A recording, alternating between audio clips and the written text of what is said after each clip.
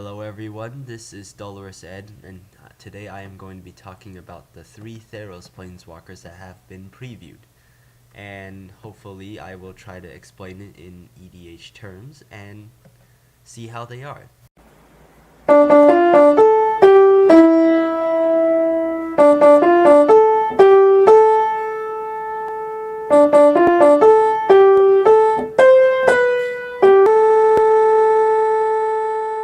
The first one is Elspeth, Sun's Champion. I apologize, I do have a nose plug in Massachusetts.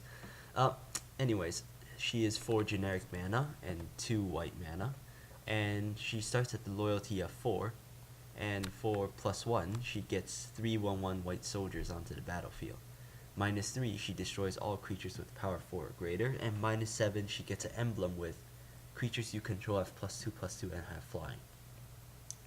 You'll probably only see this card in Commander. It is very good for Commander, but in other formats, not so much. I mean, 3/1/1 white soldiers are fairly subpar in between Scavenging Oozes and things like Boros Reckoner, and which can easily just tromp over them. And also, those two also dodge cards, like, also dodge her -3, because one is 2/2 and one is 3/3.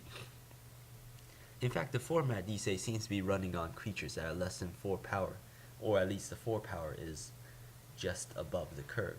And of course, with the gods showing up, she really can't destroy them either. The -7 is fairly good and kind of reminds of the first Elspeth, what with the +3/+3 and flying, but instead it's +2/+2. But ultimately, this card is only going to be so-so in standard. But in regards to Commander, this card will be alright. Everyone runs 4/4s or greater in Commander, since there's no such thing as aggro in Commander. But the thing is that, well, not really but the thing, but the +1 is also fairly good, since you can easily stall in Commander, and the -7 will easily change the game for your win. And plus evasion for Commanders, but really this is the Commander Planeswalker for this set, just because you can barely use in standard. Whereas you can definitely stall or create stuff or create advantages in something like Commander. Now the next card is Ashiok, the Nightmare Weaver, which reminded me of a minor god in Greek mythology, which is always good.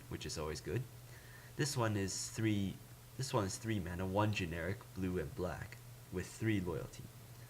First ability is +2, exile the top 3 cards of target opponent's library. Second is -X, put a creature with converted mana cost X exiled with the Nightmare Weaver, and it's a nightmare in addition to other types. And the third is -10, exile all cards from opponent's hands and graveyard. Kind of like the first Jace, with 1 +2 ability, 3 mana, 1 -8 ability, and 1 -10 ability. Thing is though, well, it's hard to beat Jace Beleren. That was one of the best cards, but this one is rather iffy. I mean, the exile 3 cards is basically Nephalia Drownyard, except Nephalia Drownyard can be used to target yourself, whereas this one cannot. Or at least, this one cannot allow you to pull off flashback. The second ability is basically to use in synergy with the first, which also begs the question: why does Wizards every time they have a blue-black planeswalker have to go with these gimmicky synergy?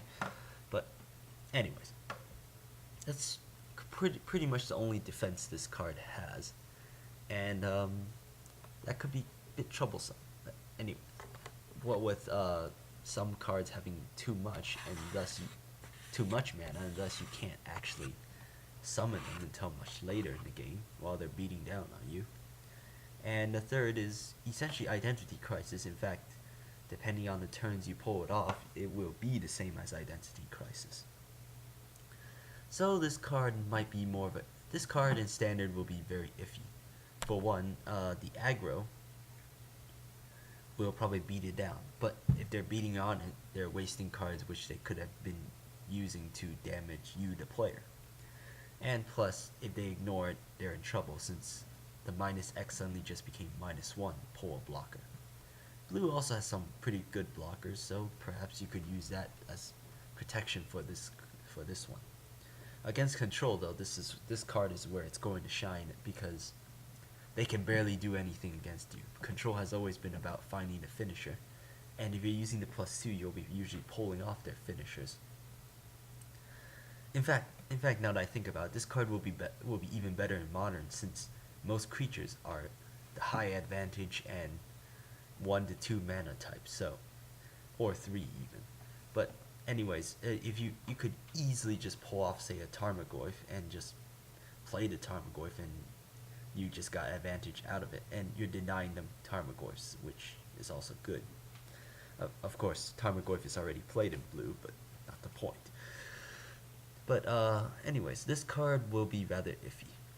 It will really depend, and the ultimate is basically Identity Crisis, which was also a sideboard card, so probably this card will see sideboarding against control matchups, something like that.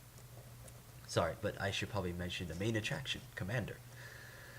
In Commander, this card is good. This card is good in Commander. I mean, it's 3 mana, easy to drop. Everyone is playing creatures in Commander unless they're playing something like enchantments, but even then, since you only have 1 card of each in Commander, you could probably just +2 and get something that they want. I mean, people play Sensei's Divining Top, which arranges the library, and they also play Tutor, so by using the +2, you could easily control how they play their game and how they manipulate the library, which stalls them out, which, considering how Commander works, is a good thing.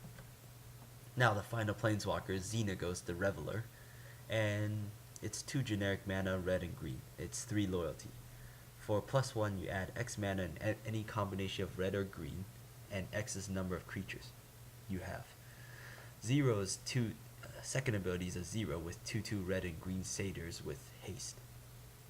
Well, 1 satyr, not satyrs. But the final ability is -6, exile the top 7 cards of your library, and you can put any creatures or lands from them onto the battlefield. Now this is the standard card. I mean, it's basically Garruk Wildspeaker. The only difference, of course, Garruk Wildspeaker's first ability and ultimate are a little bit more usable, what with the first ability not needing any creatures on the battlefield and the ultimate just being an excellent finisher.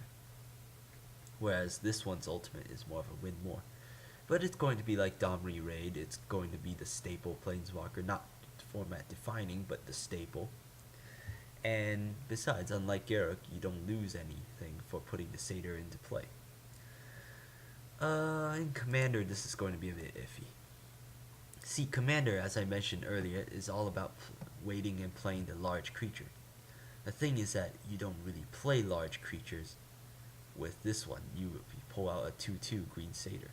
You'll probably be using the +1 more because you'll always have creatures. But that second ability, which is so good in Standard, may be a bit more iffy in Commander. On the other hand, you probably will be getting at least 2 mana out of Xenaghost each time in Commander, and if you have Domri Raid, you also basically mana ramp. You basically find something that will add to your mana pool. So this card is probably the best of the 3 Planeswalkers shown so far. In conclusion though, Elspeth is subpar in Standard, Ashiok is probably going to be sideboard in Standard, and perhaps a staple in Modern, and Xenaghost will be the staple in Standard. Overall though, all 3 of them are fairly good in Commander, and while they're relatively cheap, you should probably try to get as many of them as you can. Well, this is Dolorous Ed from Commander Cheese, signing out.